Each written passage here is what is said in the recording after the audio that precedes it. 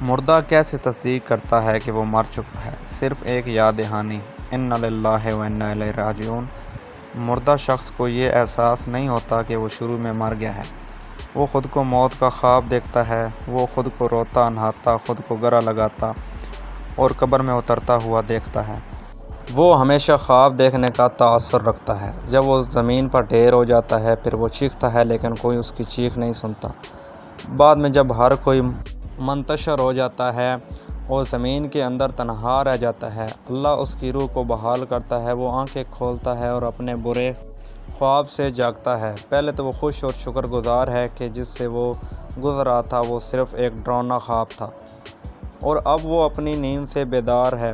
پھر وہ اس کے جسم کو چھونے لگتا ہے جو ابھی ابھی کپڑے میں لپٹا ہوا ہے۔ اس سے غیرت سے سوال کرتا ہے، میری قمیض کہاں ہے؟ پھر وہ جاری ہے، میں کہاں ہوں؟ یہ جگہ کہاں ہے؟ ہر طرف گندگی اور کیچڑ کی بو کیوں ہے؟ میں یہاں کیا کر رہا ہوں؟ پھر اسے احساس ہونے لگتا ہے کہ وہ زیر زمین ہے اور جو کچھ وہ محسوس کر رہا ہے وہ خواب نہیں۔ ہاں، اسے احساس ہوا کہ وہ واقعی مر گیا ہے۔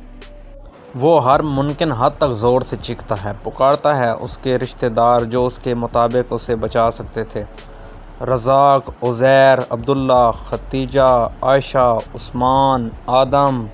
اسے کوئی جواب نہیں دیتا۔ پھر وہ یاد کرتا ہے کہ اس وقت اللہ ہی واحد امید ہے۔